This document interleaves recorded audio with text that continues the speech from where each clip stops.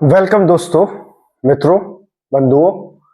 Youth Aspire के इस नए वीडियो को में आपका स्वागत है। और इस वीडियो को बनाने के पूर्व जिस तरह से कुंडलिनी उपनिषद के ऊपर में यानी योग कुंडलिनी उपनिषद के ऊपर वीडियो पे जो रिस्पांस मिला, मुझे लगा कि ध्यान बिंदु उपनिषद के ऊपर में भी एक व्याख्यान होना चाहिए, क्योंकि कहीं ना कहीं योग कुंडलिनी उपनिषद और ध्यान बिंदु उपनिषद दोनों कॉम्प्लीमेंट करते हैं एक दूसरे को। और बहुत सारी ऐसी चीजें हैं जो कुंडलिनी में जो संक्षेप में लिखी गई है वो बहुत गहराई के साथ में इस उपनिषद में बताई गई है। यदि योग कुंडलिनी उपनिषद के बारे में एक ओवरव्यू आपके पास में आ गया है तो ध्यान बिंदु उपनिषद के बारे में भी ओवरव्यू आना जरूरी है। इससे ज्ञान और बढ़ेगा और कुंडलिनी के बारे में जानकारी और भी गहरी बनेगी। लेकिन कुंडलिनी के अलावा इसमें कुछ एक बातें जो कि योग कुंडलिनी में जिन चीजों को संक्षेप में लिखा गया या जिन चीजों को नहीं पहले बताया गया, इस उपनिषद में उन चीजों को किया गया। हालांकि इसमें कुछ एक ऐसे भी अंश हैं जो कि योग तत्व उपनिषद से मिलते हैं, कॉमन है जिसमें। लेकिन इसके बावजूद योग तत्व उपनिषद में भी आएंगे। ये भी एक योग उपनिषद है और ये 39वें नंबर पे 108 की जो उपनिषद की मुक्तिका है उसमें 39वें नंबर पे है यह उपनिषद। माइनर उपनिषद के कैटेगरी में ही इसे रखा गया है, योग उपनिषद के कैटेगरी में रखा गया है। और एक बात और है इसमें जो कि बहुत सारे लोग जानते होंगे कि ये कृष्ण यजुर्वेद और सामवेद, ये दोनों जगह पे इसका मेंशनिंग है, यानी दोनों ग्रंथों में इसका मेंशनिंग है। सामवेद में लगभग एक लेंथ पे उपनिषद को लिखा गया है, जबकि जो यजुर्वेद है, कृष्ण यजुर्वेद में शॉर्टर वर्जन में लिखा गया है। इसका 2 वर्जन जो है वो इस समय प्रेजेंट है नॉलेज के हिसाब से। लेकिन जो एट लेंथ जो लिखा गया है जिसमें सारी व्याख्या की गई है, उसका ही व्याख्यान के साथ में यहाँ पे उपस्थित हो। तो सबसे इंपॉर्टेंट जो है कि ध्यान बिंदु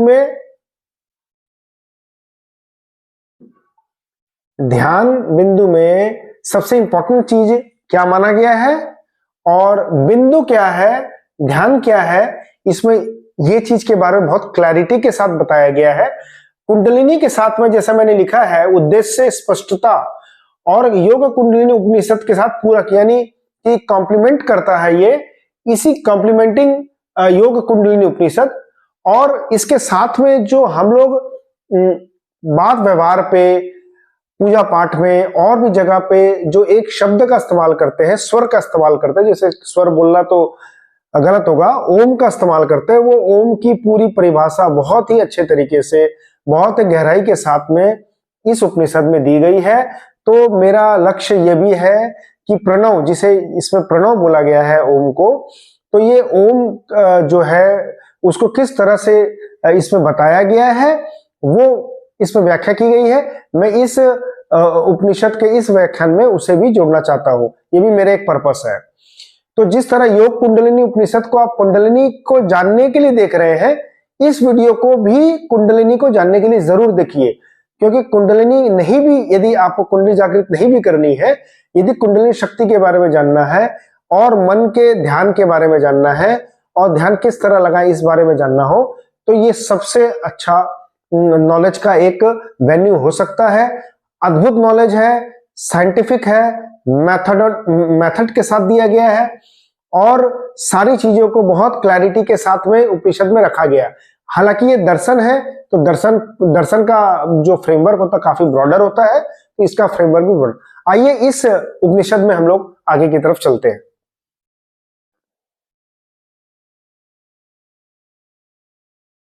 सबसे पहले ये बता दूं कि ओम को बीज अक्षर बोला गया। बीजाक्षर जो है ये शब्द इस्तेमाल किया गया है, बीजाक्षर। और जो दूसरा शब्द बोला गया है वो नाद बोला गया है, दैट इज मोर और लेस साउंड।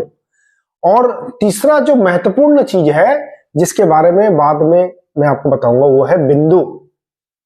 बिंदु क्या है इस बारे में भी मैं बताऊंगा। इसके पहले मैं आपको बता दूं कि यूथ एस्पायर पे ही आज से लगभग 3-4 साल पहले ओम के ऊपर में यानी प्रणव के ऊपर में एक गहराई के साथ में, बहुत भावार्थ के साथ में ओम की का एक वीडियो को पब्लिश किया गया था। उस वीडियो को भी आप देख सकते हैं, डिस्क्रिप्शन में मैंने लिंक सारे अपने शक्ति ओम के 6 एपिसोड्स का दे रखा है, तो आप डिस्क्रिप्शन से भी देख सकते हैं। और शक्ति ओम का जो मेन जो पर्पस है, शक्ति ओम का जो मेन आप घटक समझ लीजिए या मेन जो साइंस है, वो योग कुंडलिनी के साथ साथ में इस उपनिषद से भी, इस महान उपनिषद से भी लिया गया है। तो अच्छा, इसको मैंने ट्रांसेंडिंग इसीलिए बोला है कि ओम को केवल एक शब्द के रूप में उपनिषद में नहीं देखा गया है, बल्कि ट्रांसेंडिंग मतलब एक सीमा से निकल के, एक तल से निकल के दूसरे तल में जाने को ट्रांसेंडिंग बोलते हैं। तो एक उत्कृष्ट रूप से एक तल से यानी मानव के एक फिजिकल लेवल से निकल के एक कॉन्शियसनेस के तल पे जाने के साधन के रूप में ओम को देखा गया है। माना ओम केवल एक शब्द नहीं, एक स्वर नहीं है, बल्कि अपने अंदर कई चीजों को रखे हुए है, और वही आज के इस वीडियो में मैं प्रकाश डालूंगा। तो ये महत्वपूर्ण है कि पहला तो ये प्रणव ओम, सेकंड नाद जिसे साउंड कहते हैं, और थर्ड बिंदु है, इसलिए इसे ध्यान बिंदु उपनिषद बोलते हैं। थोड़ा सा ये व्याख्यान बड़ा चल सकता है, लेकिन इंटरेस्टिंग होगा। आपको बहुत सारी ऐसी बातें जो शायद आपने जीवन में नहीं सुनी होगी, वे साइंटिफिक बातें आपको यहाँ पे सुनने को मिलेंगी और बहुत ही अच्छी मिलेंगी। और इसके अलावा बता दो कि चक्र के बारे में भी बहुत गहराई के साथ में वर्णन किया गया है, और चक्र के बारे में भी यहाँ पे बहुत ही गहरा वर्णन है, तो इसीलिए चक्र को भी मैं इसमें इंक्लूड कर रहा हूं। इसके ऊपर एक वीडियो, चक्र के ऊपर में स्पेशल वीडियो बनाया गया है, वो भी मैंने डिस्क्रिप्शन बॉक्स में दे दिया है, आप चाहे तो उसे भी देख सकते हैं। अभी इसमें सबसे पहले तो ये आप देख लीजिए कि कॉन्शियसनेस को, यानी जो हम लोग इंग्लिश में कॉन्शियसनेस वर्ड को यूज करते हैं, और अपने उपनिषद की भाषा में बोले तो चैतन्य या चेतना के रूप में, यदि हिंदी में बोले तो शुद्ध हिंदी में बोले चेतना के रूप में, जिस चीज को इंगित करता, चेतना जिस चीज को इंगित करता है, उसे 3 भागों में या 4 भागों में बांटा गया है। पहला तो ये है जीव के अंदर में जो चेतना है, हमारे अंदर में चेतना, आपके अंदर में चेतना, एक फिजिकल लेवल पे जो चेतना उपस्थित है, कॉन्शियस माइंड है, सब कॉन्शियस माइंड है, दोनों ही मैनिफेस्टेड है, अनमैनिफेस्टेड है, ये सब ही जो है पहले पटल के यानी आत्मन लेवल के, जीव के आत्मा के लेवल तक के ये कॉन्शियसनेस है। सेकंड लेवल पे जो कॉन्शियसनेस है वो ईश्वरीय कॉन्शियसनेस है, यानी थोड़ा सटल कॉन्शियसनेस है, वो फिजिकल कॉन्शियसनेस से थोड़ा ऊपर है। जैसे फिजिकल कॉन्शियसनेस के बारे में हम लोग डिस्कशन करते हैं कि भाई कॉन्शियस स्टेट, सब conscious state, semi conscious state, और पता नहीं क्या क्या टर्मिनोलॉजी यूज करते हैं, लेकिन क्योंकि फिजिकल लेवल पे हम लोग उस चीज को महसूस कर सकते हैं, लेकिन बहुत ही सटलर फॉर्म में, अब वो सटलर फॉर्म में कैसे है, किस तरह से व्याख्यान किया गया, वो मैं आगे बताऊंगा आपको। और उसके बाद में ब्राह्मण के रूप में यानी ब्रह्म के रूप में उस चैतन्य का ब्रह्म रूप कैसा है, उसके बारे में क्या व्याख्यान किया गया है, वो मैं बताऊंगा। और कुछ पोर्शन जो है वो अनमैनिफेस्टेड है, माने कुछ पोर्शंस के बारे में कुछ नहीं बोला गया है या व्याख्यान नहीं दिया गया, उसमें नहीं ज्ञान दिया गया है, वो अनमैनिफेस्टेड है। तो मैं ये बता दूं कि यदि आप मेरे मुंह से ये एटॉमिक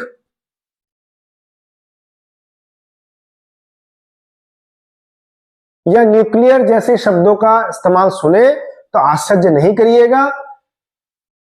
आज से हजारों साल पहले ऋषि मुनियों के अनुभव में जो उपनिषद का ब्रह्म ज्ञान जो आया था, उसमें बहुत सारी ऐसी बातें थी जो शायद उस समकालीन लोगों को ज्ञान ही नहीं था उसका। तो उपनिषद के एक एक उपनिषद में ज्ञान भरे पड़े हैं, और ऐसे ज्ञान है जिसको अभी साइंस खोज रहा है, डिस्कवर कर रहा है, ये डिस्कवर कर चुका है, उसके आगे भी जा चुका है, वो एक बेसिस बना जिसके आधार पे साइंस और आगे डिस्कवर किया, अग्रीड। लेकिन बहुत सारी ऐसी गहरी बातें हैं जो हजारों साल पहले वेदों के समय में उपनिषद को एक वेदांत के रूप में ऑलरेडी उद्घाटित किया जा चुका था। और मैं ये भी बता दूं कि जिस समय हमारे इस भारत भूखंड में, भूखंड तो नहीं बोलेंगे, भारतवर्ष में जब स्वतंत्रता थी व्यक्ति के किसी भी थॉट के साथ में उस पर वर्क करने की जब स्वतंत्रता थी, और जिसे स्कूल ऑफ थॉट्स बोलते थे, वेरियस स्कूल्स ऑफ थॉट्स, ऐसा कहा जाता है कि हजारों स्कूल्स ऑफ थॉट्स थे। एक एक स्कूल ऑफ थॉट्स के एक एक दो दो तीन तीन उपनिषद होते थे। अब ये जो जैनिज्म बुद्धिज्म भी जो है वो भी उपनिषद के कैटेगरीज में है, क्योंकि वो भी ज्ञान के एक स्वरूप के रूप में है। तो भगवान बुद्ध को या भगवान ये महावीर को जो मिला, तो उपनिषद की उसमें स्वतंत्रता थी और लोग एक दूसरे से डिस्कशंस करते थे, और शायद लोग एक दूसरे के लिए एक दूसरे को साथ में लेके चलना चाहते थे। लोग एक दूसरे के साथ कंफर्टेबल था, क्योंकि कोई धर्म ऐसा कोई डिवीजन बोल के था ही नहीं। तो इसलिए ज्ञान की जो अविरल धारा है वो लगातार निकल रही थी। उपनिषद एक के बाद एक उपनिषद निकल रहे। दुर्भाग्यवश जो आक्रांताओं ने बहुत सारे हमारे जो नॉलेज, जो हमारे इस ऋषि मुनिया के का जो नॉलेज है, बहुत सारा नॉलेज लॉस्ट हो गया, वो डिस्कवर नहीं हो पाया है। और मात्र 108 उपनिषद जो है, जो हमारे बीच है और कोई ना कोई वेद के साथ जुड़े हुए हैं, उनके ऊपर में ये एक उपनिषद है जिसे मैं ले रहा हूं। तो सबसे पहले मैं ये बता दूं कि एक गेहूं के दाना में बाल के लाखवें हिस्से किए जाए, एक बाल का लाखवां हिस्सा यदि किया जाए, तो उसमें जो मैनिफेस्ट है वो कॉन्शियसनेस है। यानी कॉन्शियसनेस को भी कितना डीपर वे में फिजिकल समझाने के लिए, एक लेमैन को समझाने के लिए कि एक कॉन्शियसनेस जो है वो कितना गहरा है, कि एक बाल के बराबर का स्थान पे उसे उसका 1 लाख उसको यदि बार भी उसे खंडित किया जाए, तो उसमें जो एक पीस निकलेगा, यानी एक खंड जो निकलेगा, वो जीव चैतन्य कहलाएगा। उस एक खंड का 1 लाख खंड किया जाए, उस एक खंड का 1 लाख खंड से 1 लाख खंड और किया जाए, तो वो ब्रह्म यानी ईश्वरी चैतन्य होगा। यानी एक एटॉमिक हो गया, एक न्यूक्लियर हो गया, और एक न्यूक्लियर के भी आगे चला गया। और उसका यदि 50,000 भाग किया जाए तो वो चला जाएगा साक्ष्य चैतन्य में, यानी परम ब्रह्म के चैतन्य में। तो कितना गहराई के साथ में एटॉमिक, न्यूक्लियर, सारी चीजों को यहाँ पे गहराई के साथ में रखा गया। कॉन्शियसनेस जो है वो, जैसे बोला गया ना कि ये जो कॉन्शियसनेस है वो ब्रह्मांड के कण कण में है, तो कॉन्शियसनेस को ही ईश्वर माना गया है, ब्रह्म माना गया है। और किस तरह से उसे यहाँ पे एग्जाम्पल के साथ में समझाया जा रहा है, वो देखने लायक चीज है।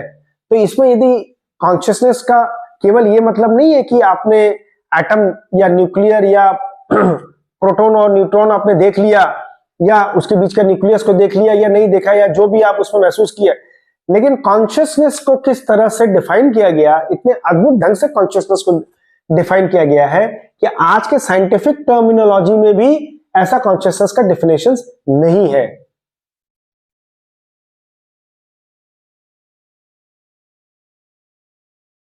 अब हम बात करेंगे कि सबसे इंपॉर्टेंट चीज जो है, शुरुआत जहां से हो रहा है, कि सबसे पहले तो ओम के बारे में। ओम के बारे में ऑलरेडी एक बहुत लंबा डिस्कशन, करीब 15 मिनट का वीडियो मेरे इस चैनल पे उपलब्ध है, जो कि कोई भी देख सकता है, जिसका डिस्क्रिप्शन में लिंक मैंने दे दिया है। ओम के ऊपर में बहुत ही सुंदर व्याख्यान जो है यहाँ पे किया गया है। ओम को हम लोगों ने 3 शब्दों में बांटा है। शक्ति ओम में आप यदि देखेंगे तो आ ओ यानी आकार, ओमकार, मकार, यानी 3 अक्षरों में इसे बांटा गया है। 3 अक्षरों में बांटा गया है। First secret syllable, second secret syllable and third secret syllable में बांटा गया है। और ओम मात्र एक नाद की चीज नहीं है, एक स्वर की चीज नहीं है, एक मात्र एक प्राणायाम का एक पहलू नहीं है, बल्कि बहुत अपने अंदर बहुत गहराई को लिया हुआ है। जब हम ये बोलते हैं कि ओम में ही पूरा ब्रह्मांड समा जाता है, तो उसके कुछ मायने हैं, और वो मायने क्या है वो यहाँ पे समझाया गया है। ओम के अंदर में जब पहला सिलेबल आता है, यानी फर्स्ट सिलेबल का जब उच्चारण होता है, तो योगी के अंदर में समाहित हो जाता है। क्या समाहित हो जाता है? पहले अक्षर में ही पृथ्वी, अग्नि, ऋग्वेद, भौतिक जगत और ब्रह्म, यानी जो ब्रह्मांड, in entire universe, earth, fire और वेद में लिखे हुए पवित्र जो वो है गॉड, वर्ड्स ऑफ गॉड है, वो भी इसमें समाहित मतलब एब्जॉर्ब्ड हो जाते हैं। कहने का मतलब ये है कि ओम के पहले अक्षर के साथ ही कॉन्शियसनेस जो है, यानी जीव चैतन्य जो है, वो इन सब के साथ में जुड़ जाता है। कहने का ये मतलब है, एब्जॉर्ब्ड हो जाता है।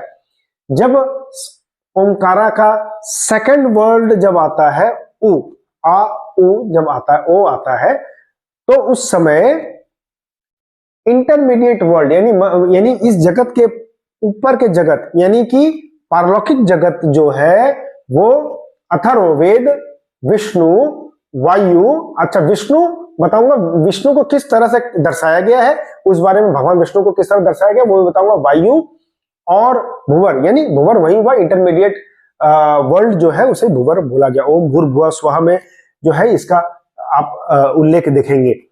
और जब अंतिम शब्द, अंतिम अक्षर जो है, जब उसका जब इसमें वो आता है, तो उसमें आपका आकाश मंडल, सामवेद, महेश्वर यानी शिव और सूर्य, इनके साथ में कॉन्शियसनेस जुड़ जाता है इंटायरली। ओम करते ही पूरी सेलेस्टियल रीजन्स के साथ, पूरे यूनिवर्स के साथ में, ओम के साथ में, यानी जीव चैतन्य जो है वो ब्रह्म चैतन्य के साथ में जुड़ित हो जाता है। यही ओम का है। ओम के अंदर में इसका यही मतलब है, ओम के अंदर सब समाहित हो जाता है। ओम से ही सब निकल रहे हैं, ओम में ही सब समाहित हो रहे हैं। इसलिए ओम का इतना इंपॉर्टेंस है। ओम का इंपॉर्टेंस केवल इसलिए नहीं है कि किसी नासा के वैज्ञानिक ने कहीं सूर्य के सामने कोई साउंड सुना, उसमें उसने ओम का कुछ साउंड सुना, बल्कि इस चीज में है कि ओम का महत्व क्या है और ओम किस तरह से उपनिषद के ऋषि मुनियों ने किस रूप में इसे देखा। कोई और शब्द भी तो हो सकता था, पर इसी शब्द को ही क्यों उन्होंने देखा, ये महत्व वाली बात है। तो इसमें केवल ये तीन, आपने देखा होगा कि सिख धर्म में ओमकारा शब्द को बहुत ज्यादा बोला जाता है। ये ओमकारा शब्द जो है, यानी ओम से ही निकला हुआ शब्द ओमकारा है। बकायदा उपनिषद में हजारों साल पहले ओम को ओमकारा के रूप में ही, यानी ओमकारा के रूप में ही उसे जाना जाता है। उसके एक शब्द को ओमकारा बोलते हैं, यानी बीच वाले शब्द को ओमकारा बोलते हैं। तो जब आप ओम का उच्चारण करते हैं या ओमकारा बोलते हैं, इट्स वन एंड सेम, इसमें कोई भी डिफरेंस नहीं है। यदि कोई व्यक्ति आपको ये बोले आप ओम बोलते हो, मैं तो ओमकार है हमारा, दोनों सेम है, एट्स वन लेवल है, कोई डिफरेंस नहीं है, उपनिषद से लिया हुआ चीज है ये।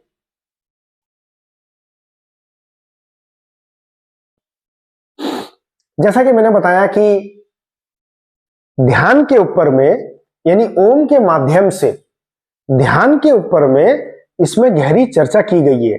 यदि ध्यान के बारे में और आत्मन और ब्रह्मन के रिलेशनशिप को, या अच्छा इसमें द्वैतवाद है, ये द्वैतवाद, यानी आत्मन है, ब्राह्मण है और ओम है। इसमें यानी आत्मन अलग है, जीवात्मा है, और ब्राह्मण है और ओम है। अब इसमें क्या बोला है कि आत्मन यानी जो जीवात्मा है वो अपने चैतन्य को एक योग के चैतन्य को, यानी प्राणायाम को, यानी प्राणवायु को एक तरफ, और ओम के माध्यम से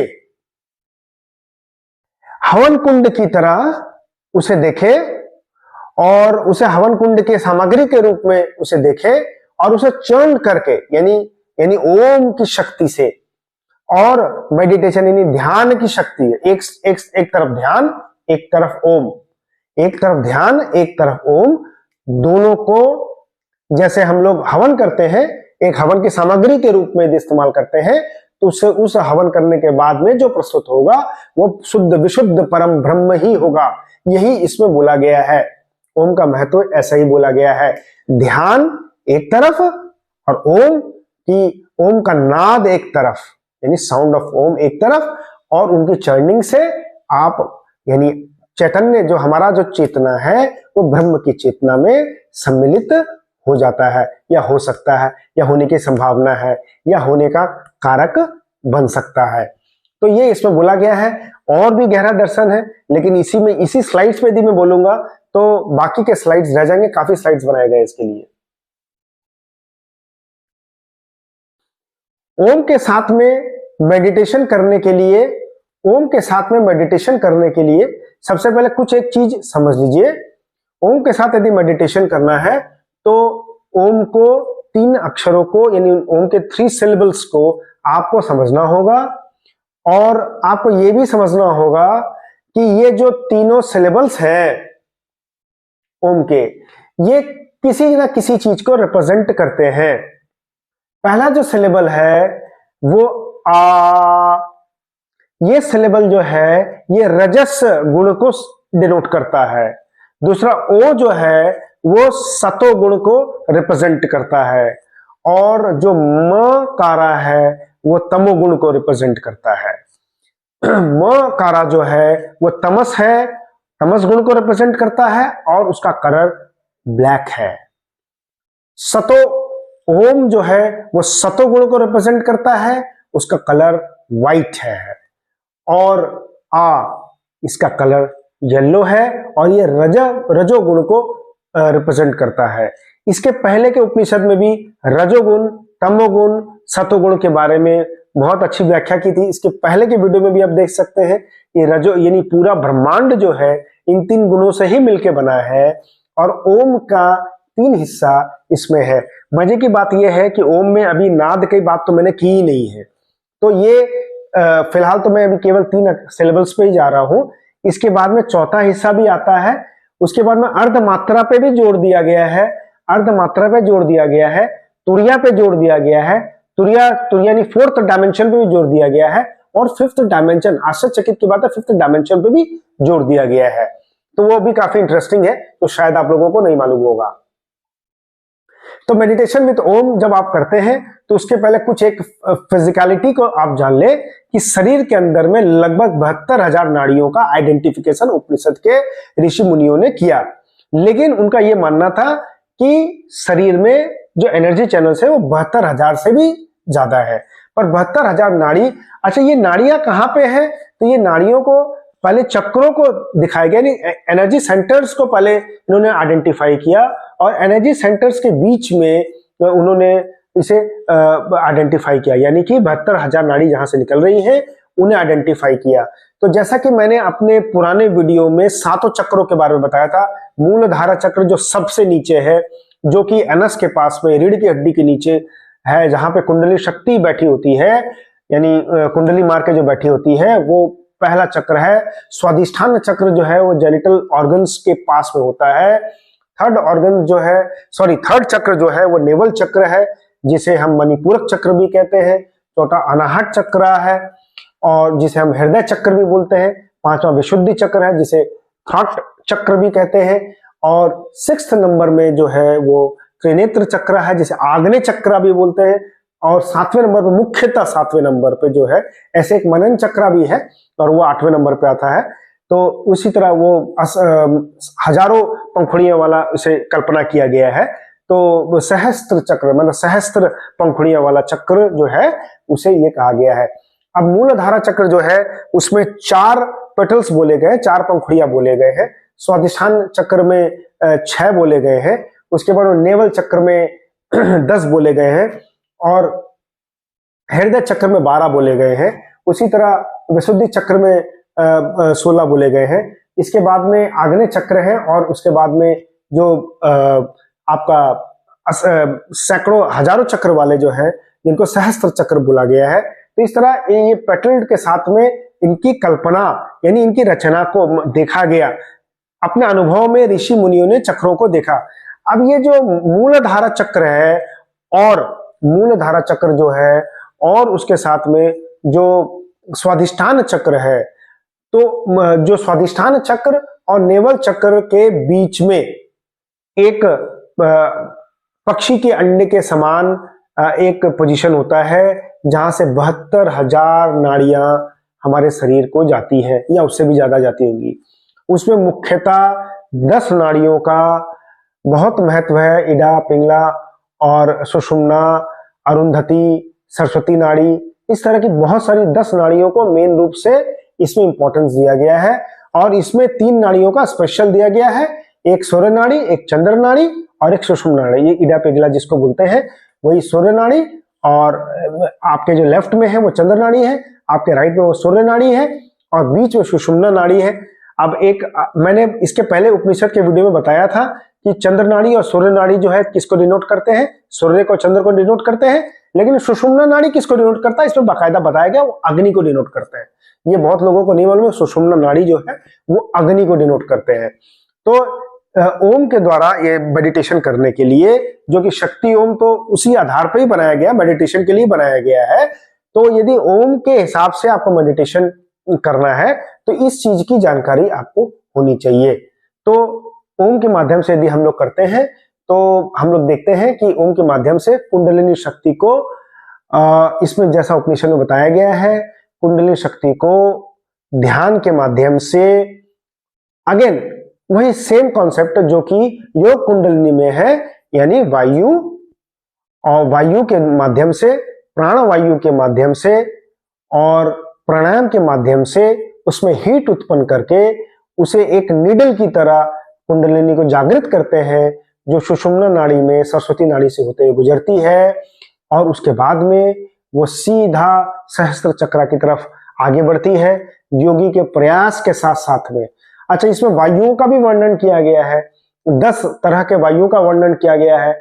कुछ वायु जो है वो अपर बॉडी के लिए कंट्रोलिंग करते हैं, एनर्जीज को कंट्रोल करते हैं, शरीर को कंट्रोल करते हैं, और कुछ वायु जो है वो लोअर बॉडीज को कंट्रोल करते हैं, जिसमें अपान वायु भी है। तो इसमें जो अपान वायु जो है वो उसका महत्व सबसे ज्यादा बताया गया। इसके पहले के जो उपनिषद है, योग कुंडली उपनिषद, उसमें अपान वायु के बारे में बताया गया। इसमें एक बहुत अच्छा चीज बोला गया कि एक प्राण वायु है, एक अपान वायु है। अब ये जो जीव आत्मा है, इसे ये दोनों एक दूसरे टानते हैं, जैसे दो पक्षी एक चीज को जैसे टानते हैं ना, उस तरह से ये कभी लेफ्ट, कभी राइट, कभी ऊपर, कभी नीचे, ये मूवमेंट करते रहता है। योगी को ये मालूम है कि हमारे अंदर का जो जीव चेतना है, यानी जीव की जो चेतना है, वो अपान वायु से, जैसा कि मैंने पहले कहा था, और प्राण वायु से अफेक्टेड होती है। तो ये इसमें बोला गया है। नेक्स्ट यदि हम लोग जाते हैं, अब इसमें बहुत ही अच्छा तरीके से, जैसा कि मैंने आपको बताया कि इसके पहले उपनिषद में के व्याख्यान में बताया था कि 3 तरह की ग्रंथियों के बारे में उपनिषद में बोला गया। एक ग्रंथि जो थी वो ब्रह्म ग्रंथि थी, जो कि मूलाधारा चक्र के पास में थी। दूसरी ग्रंथि जो थी वो विष्णु ग्रंथि है, जो कि हृदय चक्र यानी अनाहत चक्र के पास में है। और तीसरी ग्रंथि यानी रुद्र ग्रंथि है, वो आपका मनन चक्र के पास में है। तो जो भी इनका प्लेसमेंट हो, लेकिन meditation with Lord Vishnu at heart चक्र।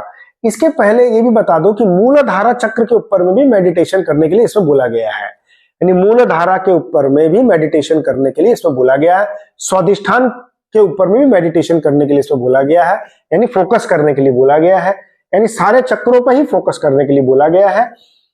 और आपको जो कमेंट्रीज मिलेंगी उसमें इतना डिटेल्ड आपको नहीं बताया जाएगा कि किस चक्र पर कैसे मेडिटेशन करना है, लेकिन मैं आपको बता रहा हूं कि मूलाधारा चक्र पे यदि आप मेडिटेशन करते हैं तो उसका भी बहुत अच्छा इफेक्ट आता है। यदि स्वादिष्ठान चक्र पे मेडिटेशन करते हैं उसका भी बहुत अच्छा इफेक्ट आता है। नेवल चक्र के ऊपर भी मेडिटेशन करते हैं, उसका भी इफेक्ट आता है। अभी ये बता रहे हैं कि यदि आप हृदय चक्र पे करते हैं तो हृदय पे यदि आप करते हैं तो किस तरह से आप चैतन्य को किस तरह से एक अंगूठे की तरह, लॉ की तरह आप देख सकते हैं। मतलब आप ध्यान कर रहे हैं तो आप लॉ की तरह उस चेतना को देख सकते हैं। कैसे देख सकते हैं? हृदय के अंदर में आपका सूर्य विद्यमान है, सूर्य के मध्य में चंद्रमा विद्यमान है, चंद्रमा के मध्य में प्रभा विद्यमान है, प्रभा के मध्य में सीट विद्यमान है, और सीट के बीच में भगवान विष्णु एक अद्वितीय रूप में जेम्स के साथ में, यानी खूबसूरती के साथ में, अनेक अलंकारों के साथ में भगवान विष्णु बैठे हैं और आप उसका ध्यान कर रहे हैं। आप उसका ध्यान कर रहे हैं।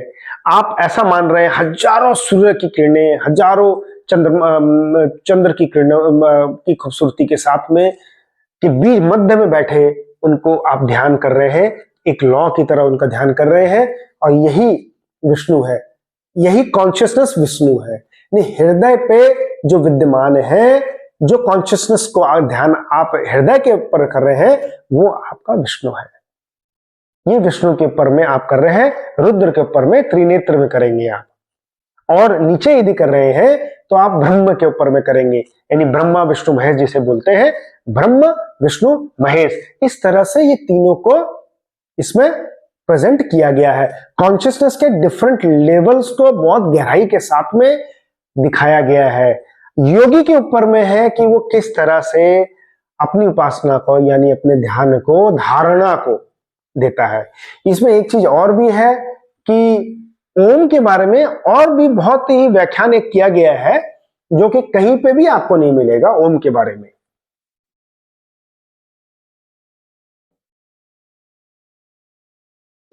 ओम के बारे में जो व्याख्यान किया गया है कि ओम के 8 अंग बोले गए हैं, यानी ये भगवान स्वरूप ओम के 8 अंग है और 4 जो है पद है और 3 सीट है और इसमें 5 प्रिसाइडिंग डिएटीज है, यानी देवता है। यानी 5 देवताओं से मिलके कहीं कहीं पे इस 5 देवताओं को 5 एलिमेंट्स भी बोलते हैं।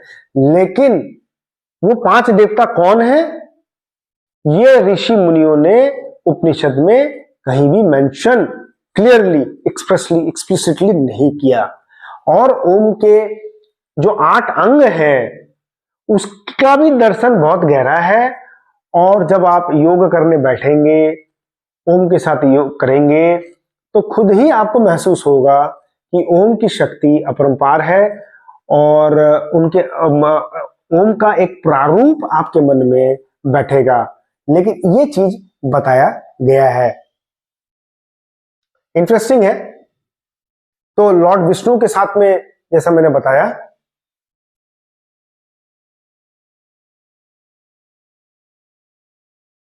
अच्छा इसमें एक चीज बोला गया है जो कि पहले वाले जो उपनिषद है उसमें भी बोला गया था। प्राणायाम का महत्व को सबसे इंपॉर्टेंट बताया गया है।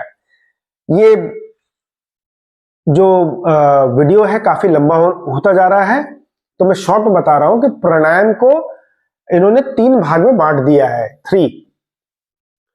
जिस समय आप इनहेल कर रहे हैं, इनहेल के समय वो ब्रह्म है। जब सेसेशन हो रहा है, यानी जब उसका आप कुंभक कर रहे हैं, तो वो विष्णु है। और जब आप एक्सपायरेशन कर रहे हैं, यानी एक्सहेलेशन कर रहे हैं, जिस समय श्वास को आप प्राणवायु को बाहर निकाल रहे हैं, तो उस समय रुद्र है। तो यानी प्राणायाम के ये 3 अंग बोले गए हैं, 3 महत्वपूर्ण घटक बोले गए हैं। अगेन ब्रह्मा विष्णु महेश। तो ये देखना। और प्राणायाम को इसी तरह का, प्राणायाम के बारे में ऐसे आसनों के बारे में भी पूरा डिटेल से बताया गया है और प्राणायाम को बहुत इंपॉर्टेंस दिया गया है, कुंभक को इंपॉर्टेंस दिया गया है। लेकिन प्राणायाम के कौन कौन से भागों को इंपॉर्टेंस दिया गया ये इसमें मेंशन नहीं है। वो योग कुंडलिनी में वो चीज को ज्यादा गहराई के साथ में मेंशन किया गया। मैंने ऑलरेडी उस वीडियो में इसका डिटेल्ड वर्जन दिया था। और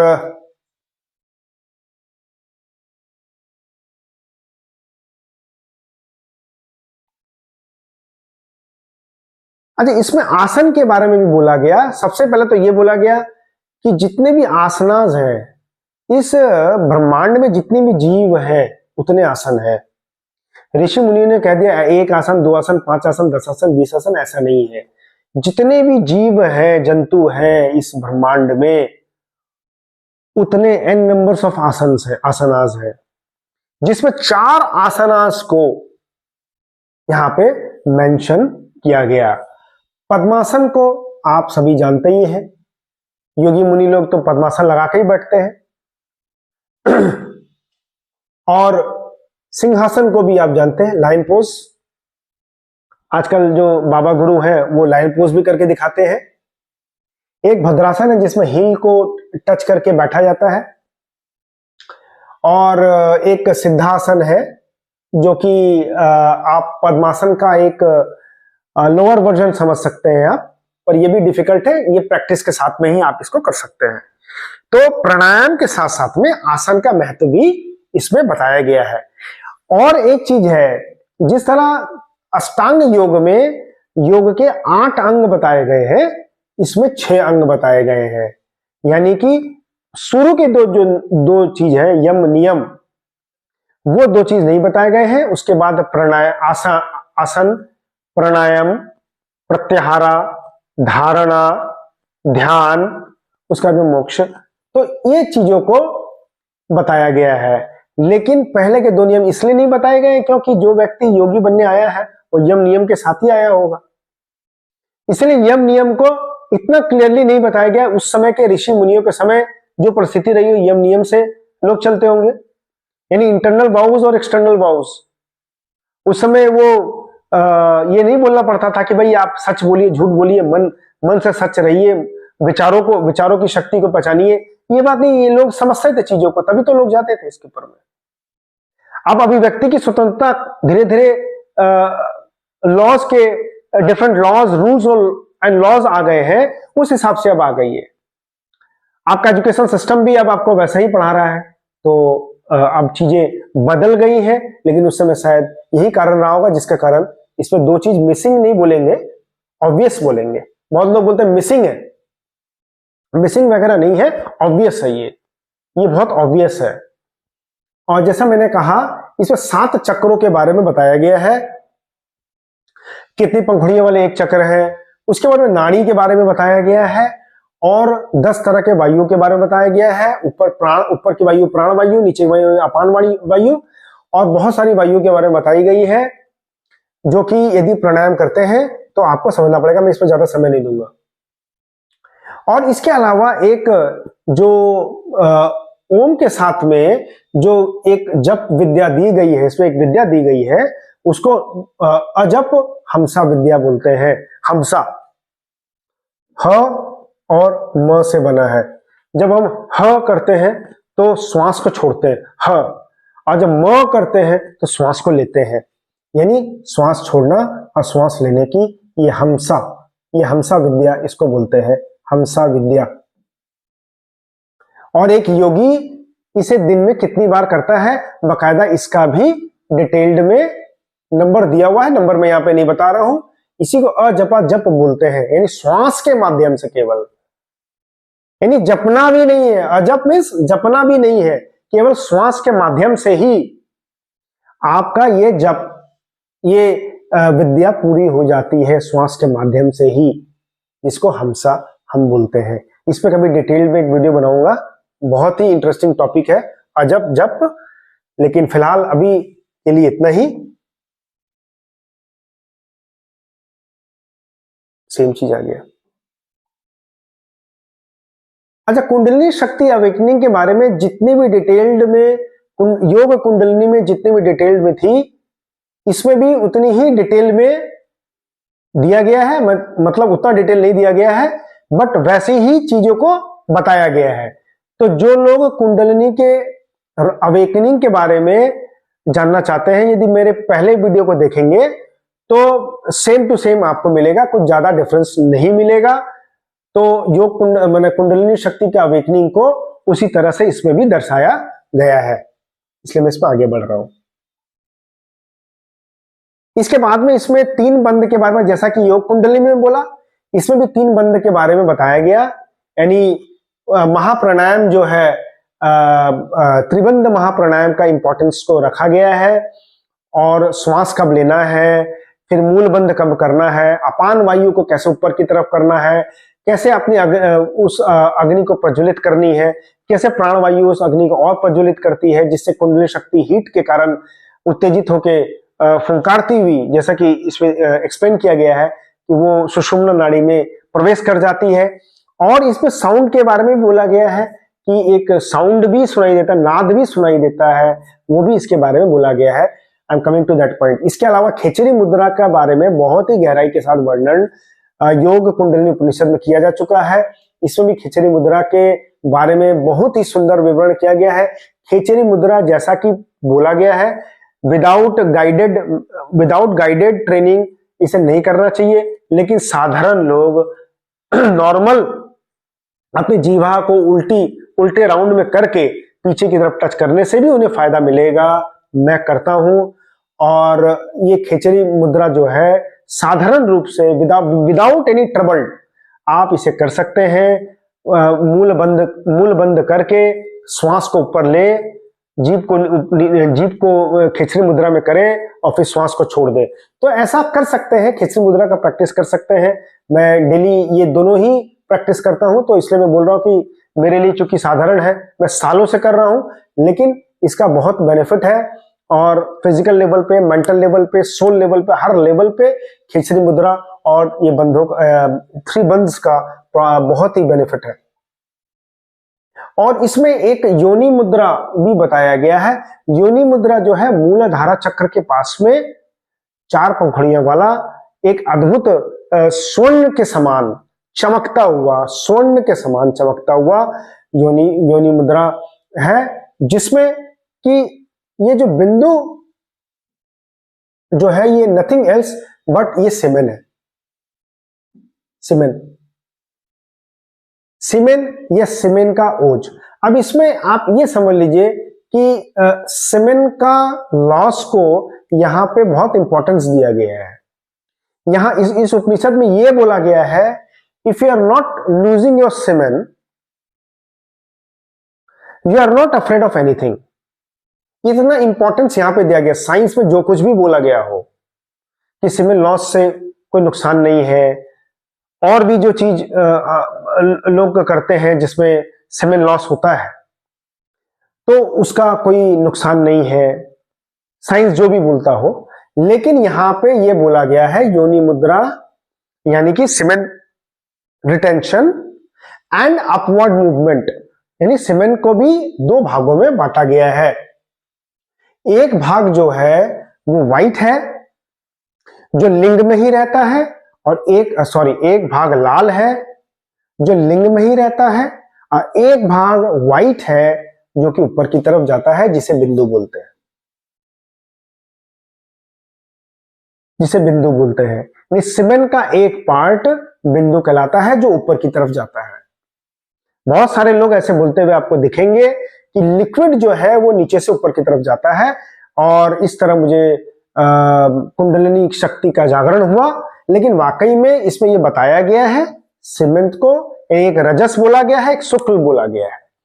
तो रजस पार्ट जो है यानी बिंदु पार्ट जो है वही ऊपर ट्रेवल करता है। और नाद यानी आवाज, नाद जो है वो कोई फिजिकल नाद नहीं है, यह अनुभव की नाद है। कोई ऐसा नाद नहीं है कि आप कोई स्पीकर लगा देंगे तो वो 440 के वॉट पे वो बकायदा सुनाई देगा, ऐसा नाद नहीं है। ये एकदम कॉन्शियसनेस के लेवल का नाद है। उस कॉन्शियसनेस लेवल के नाद को इसमें दिखाया गया है। हठ योग जो है इसी का बेसिस पे है। और यदि सीमेन लॉस नहीं होता है, योनि मुद्रा और बिंदु को यहाँ पे यही चीज समझाया गया है। इस पे चाहे तो एक एपिसोड अलग से बना सकते हैं, लेकिन फिलहाल मैं नहीं बना रहा हूं। महामुद्रा और त्रिबंध के बारे में जैसा मैंने बताया, महामुद्रा का भी इंपॉर्टेंस बहुत दिया गया ध्यान बिंदु में। यानी ध्यान बिंदु में एक तो सीमेन लॉस को देखा गया कि सीमेन लॉस नहीं होना चाहिए, सीमेन का रिटेंशन होना चाहिए।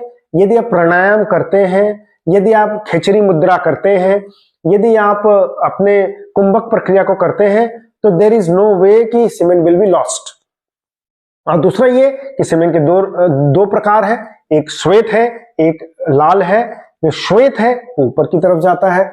और महामुद्रा में आप अपने बाएं पैर के हील से अपने एनस को दबाते हैं, राइट पैर को स्ट्रेच आउट करते हैं, अपने दोनों हाथों से उसको पकड़ते हैं, और मूल बंद करते हुए श्वास को पूरी तरह से भरते हैं, यानी श्वास को अपने सूर्य तक ले जाते हैं और उसके बाद में उसे छोड़ते हैं। इस प्रक्रिया को महामुद्रा बोला जाता है। आजकल के योगासन में, प्राणायाम में ये महामुद्रा जो है ये देखने को नहीं मिलता है। मैंने तो नहीं देखा कहीं पे भी, तो महामुद्रा देखने को नहीं मिलता है। आप खोज लीजिए, पूरी YouTube वीडियो खोज लीजिए आप, कहीं भी लेख महामुद्रा के बारे में। दुर्लभ ही है ये सब ज्ञान दुर्लभ हो गए हैं, अब ज्ञान है नहीं। और कोई यदि सिखाएगा भी तो आधा अधूरा सिखाएगा, वो नहीं सीखने से अच्छा तो सीख जाए तो ही बढ़िया है, नहीं सीखे तो ही बढ़िया है। अब मिस्ट्री ऑफ जीवात्मा मैंने नाम दिया है क्योंकि जो जीव आत्मा है, जो हमारा जो चैतन्य जब हमारे शरीर के अंदर में रहता है, तो ये जो जीव आत्मा है, इसको जीव आत्मा को बहुत ही सुंदर ढंग से बताया गया है कि व्यक्ति का जो मन जो है या व्यक्ति का जो स्वभाव है वो किस तरह चेंज होता है। वो इसमें एक लिस्ट की तरह बताया गया है कि जब जीव आत्मा जो है हृदय के 8 दिशाओं में, यानी 8 पंखुड़ियों वाले हृदय के लोटस की तरह, एक हृदय के अंदर में लोटस है, लोटस में मान लीजिए कि 8 पंखुड़ी है और वे 8 पंखुड़ी अलग अलग दिशा को दिखा रहे हैं, यानी 8 दिशाओं को दिखा रहे हैं। यदि ईस्ट में है तो कलर व्हाइट होगा, राइट कंडक्ट एंड वर्शिप, यानी वो आदमी धर्मपरायण होगा। यदि साउथ ईस्ट में है तो उसका कलर लाल हो जाएगा, वो स्लिप एंड लेजीनेस में जाएगा। इसी तरह ब्लैक कलर है, ब्लू कलर है तो प्लेन अम्यूजमेंट में, यानी कि इसमें मुख्य तौर पे यदि देखा जाए तो 8 तरीके बताए गए हैं। जैसे आप क्लैरिटी एंड पैशन है, चैरिटी एंड पैशन, ये पैशन कहां से आता है? ये रजोगुण से आता है। Love and pleasure, love and pleasure भी जो है वो रजोगुण और थोड़ा तमोगुण का इसमें भी होता है। मूविंग एंड डिटैचमेंट विल, ये सतोगुण का है। डिटैच हो गया, सतोगुण के लिए है। प्ले एंड अम्यूजमेंट, ये तो 100% रजोगुण है। सिंफुल एंड बैलेंस, ये 100% तमस गुण है। हेट्रेड एंड एंगर 100% तमस गुण है। स्लिप एंड लेजीनेस 100% तमस गुण है। तो ये जो 8 के 8, राइट कंडक्ट एंड वर्शिप सतोगुण है। तो ये जो 3 जो गुण है उन्हीं को 8 भागों में बांट के, यानी जब आपका हृदय के अंदर में जो कमल है उसकी पंखुड़ियों में कहां पे वो जीव चेतना है, उस आधार पे व्यक्ति का जो है स्वभाव, उसका व्यवहार सारा चेंज होता है। यानी उसका स्वभाव, व्यवहार, उसका पर्सनालिटी, हर चीज के लिए ये रिस्पॉन्सिबल होता है, ऐसा इसमें दिखाया गया। और यदि आपकी जीवात्मा 2 पंखुड़ियों के बीच में फंस जाए तो बीमारी है। सेंटर पे आ जाए तो सतचित आनंद, आनंद ही आनंद है, ये भी इसमें बोला गया है। काफी इंटरेस्टिंग है, लेकिन इससे ज्यादा लंबा मैं नहीं करूंगा। अब इसमें जो डायमेंशंस बताया गया है, जो चैतन्य के डायमेंशंस बताए गए हैं कि जब आप ध्यान की मुद्रा में जाते हैं तो इस ओम के अंदर में ही आप 4 डायमेंशन आप देख लेते हैं।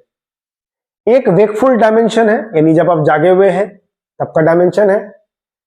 एक जब आप सो रहे हैं लेकिन आप स्वप्न देखते हुए सो रहे हैं तो भी आप आधा जाग ही रहे हैं, वो एक डायमेंशन है। एक डीप स्लीप है जिसको बोला गया है कि वो परम शिव के साथ में, यानी परम ब्रह्म के साथ में, मैं इंटरचेंजेबली यूज कर रहा हूं, परम ब्रह्म के साथ में वो मिलन का, मीन्स वो एनकाउंटर्स का, या जो भी बोलते हैं वो है वो।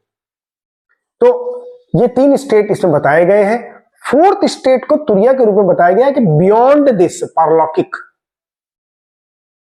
जो इस तीनों स्टेट के बियॉन्ड है। ये 3 स्टेट तो 1 2 3 आएंगे, फिर नेक्स्ट वापस आ जाएगा, बट ये एक तुरिया स्टेट यानी 4th स्टेट जो बताया गया है, ये सुपर कॉन्शियसनेस का स्टेट को बोला गया है, जिसमें इसमें तो डीप स्लीप में तो परमार्थ के, परम शिव के साथ में, परम ब्रह्म के साथ में एक मिलन हो रहा है, लेकिन इसमें तो परम ब्रह्म के साथ में पूरी तरह से युक्त हो जा रहे हैं।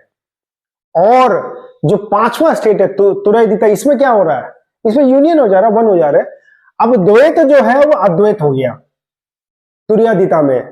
अब कॉन्शियसनेस जो पहले अलग अलग दिख रहा था आपको, द्वैत अद्वैत का झमेला चल रहा था, अचानक से वो एक हो गया। अब दोनों में कोई फर्क ही नहीं है, वो जीव चेतना है कि ब्रह्म की चेतना है कि ईश्वर की चेतना है, कोई फर्क नहीं है, वो एक हो गया है। उसी उस पटल को, उस तल को बोलते हैं तुर्यादिता। पांचवा डायमेंशन है ये, फिफ्थ डायमेंशन। ये आपको किसी किताब में नहीं मिलेगा।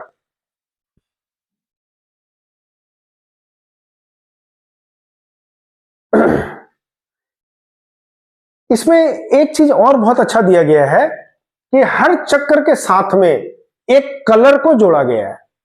पहले तो मैं बता दूं कि मेरे पुराने वीडियो में चक्र, उनके कलर और उनके जो बीज मंत्र हैं उनके बारे में बहुत डिटेल में वर्जन दिया गया था। 5 एलिमेंट्स के साथ में मूलाधारा चक्र यानी मूल के साथ जुड़ा हुआ है, यानी पृथ्वी के साथ जुड़ा हुआ है, वो इसमें बताया गया। स्वादिष्ठान चक्र जेनिटल में है, द्रव्य के साथ जुड़ा हुआ है यानी वाटर के साथ जुड़ा हुआ है। मणिपूरक चक्र हमारा सूर्य है तो अग्नि के साथ में जुड़ा हुआ है। अनाहत चक्र वायु का आदान प्रदान तो वायु के साथ जुड़ा हुआ है। अब विशुद्ध चक्र जो है वो आकाश में, स्वर्ग जैसे आकाश में घूमते हैं, तो ये आपका वो चक्र हो गया। तो इस तरह 5 एलिमेंट्स इसमें बताया गया है और उनका जो है लम, वम, रम, यम, हम, ओम, तो ये जो इसमें बोला गया ओम का हिस्सा अंग, तो ये जो बोला गया। लेकिन हम लोग शक्ति ओम में इन बीज मंत्रों का उपयोग केवल ओम के माध्यम से ही कर लेते हैं, क्योंकि ओम के अंदर में तो सब कुछ है। ओम के अंदर में ये सारे बीज मंत्र तो हैं।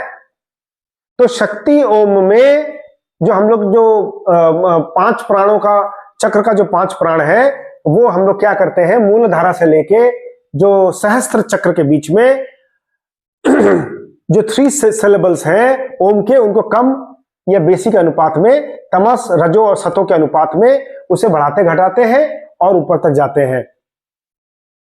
तो यही चीज तो है। लेकिन यहां पे लम, वम, रम, यम, हम, तो ये इन मंत्रों को इसमें डिटेल में बताया गया है कि बीज मंत्र है। जैसे मूलाधारा चक्र में ध्यान कर रहे हैं, लम, लम, लम, लम, तो ये इस तरह से ध्यान करने का एक बीज मंत्र बोला गया है। इसके साथ में कलर भी दिया गया है, किसी को लाल कलर, किसी को ब्लू कलर, किसी को गोल्डन कलर, किसी को कोई ऑरेंज कलर, तो इस तरह से येलो कलर, तो इस तरह से कलर भी दिए गए हैं।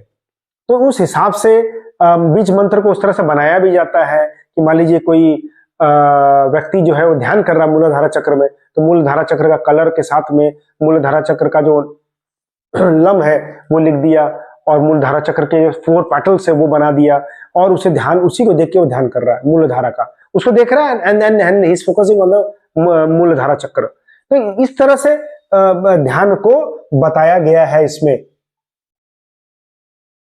अल्टीमेटली इसमें यह बोला गया है कि ध्यान के माध्यम से आप धीरे धीरे आपकी जो स्वयं की जो कॉन्शियसनेस है वो ऊपर की तरफ उठती है और शक्ति का मिलन शिव से होता है, जो कि योग कुंडलिनी में बोला गया है। तो वैसा ही इसमें भी बोला गया है। अब इसमें एक इंटरेस्टिंग चीज जो मैं पहले नहीं बोला जानबूझ के, चाहता तो मैं बोल सकता था, इसमें ओम और आत्मन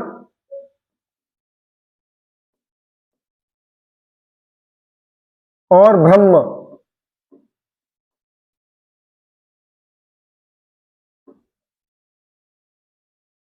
इसमें ओम को एक कमान की तरह दिखाया गया है, आत्मन को, ये आत्मन की चेतना को एक तीर की तरह दिखाया गया है और निशाने पे लगाया गया है ब्रह्म को, ताकि just you become one, you become one. There is no difference between your consciousness and the consciousness of Param Brahma. Hence, आपका कॉन्शियसनेस और ईश्वर का कॉन्शियसनेस एक ही है और वही मुक्ति है। उसमें मुक्ति को उसी को मुक्ति बोला गया है। लेकिन इसमें जोड़ दिया गया है प्राणायाम को, इसमें जोड़ दिया गया है विभिन्न तरह के मेथड्स को, इसमें जोड़ दिया गया चक्रों को, इसमें जोड़ दिया गया वायु के ऊपर में।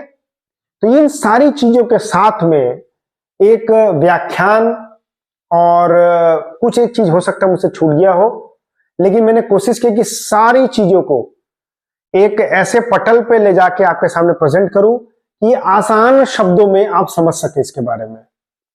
हो सकता है कि कुछ एक टॉपिक को और डिस्कस कर सकते थे एट लेंथ, बट इस वीडियो में फिलहाल के लिए केवल इतना ही इस वीडियो में मैं रहने देता हूं। यदि कभी मुझे ऐसा लगेगा या हमारे पास ऐसा कमेंट आता है या क्वेरी ऐसा आता है, जैसा कि योग उपनिषद में क्वेरीज आ रही है, योग उपनिषद में लोग पसंद कर रहे हैं, यदि लोगों का कोई क्वेरी आता है किसी स्पेसिफिक टॉपिक पे इसी के ऊपर में, तो एक्सक्लूसिवली उसके ऊपर में एक पूरा वीडियो, पूरे एग्जाम्पल के साथ एक वीडियो बना के आपके सामने प्रेजेंट करूंगा।